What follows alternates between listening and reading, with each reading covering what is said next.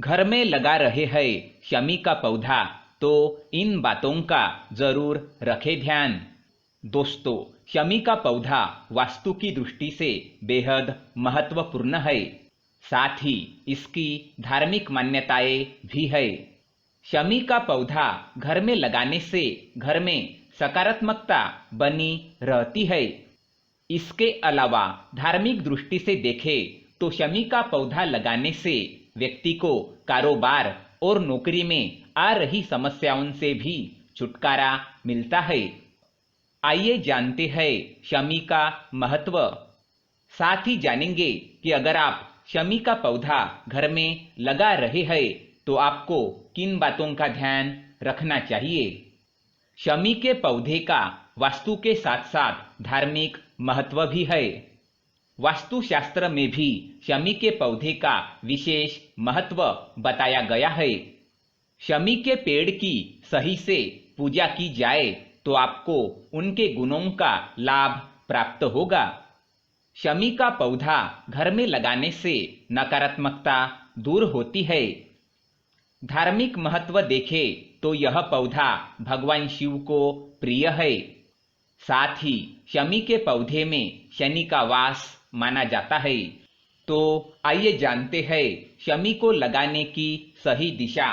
क्या शमी का पौधा घर में नहीं लगाना चाहिए? सबसे पहले जानते हैं शमी का धार्मिक महत्व। धार्मिक दृष्टि से शमी को शनि का पौधा बताया गया है। मान्यता है कि इसे अपने घर में लगाने से शनिदेव की कृपा प्राप्त होती है। साथ ही यदि किसी पर शनि की साढ़ेसाती चल रही है तो शमी की नियमित पूजा करनी चाहिए।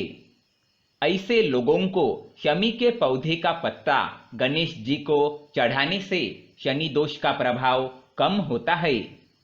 अब जानते हैं शमी का दूसरा नाम क्या है।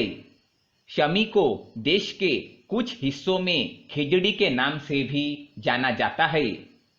शमी के पौधे का खास इस्तेमाल पूजा में किया जाता है। शमी का पौधा जीवन में परेशानियों और कष्टों से मुक्ति दिलाने का कार्य करता है। मान्यता है कि भगवान शिव को शमी का पत्ता चढ़ाने से मोक्ष की प्राप्ति होती है।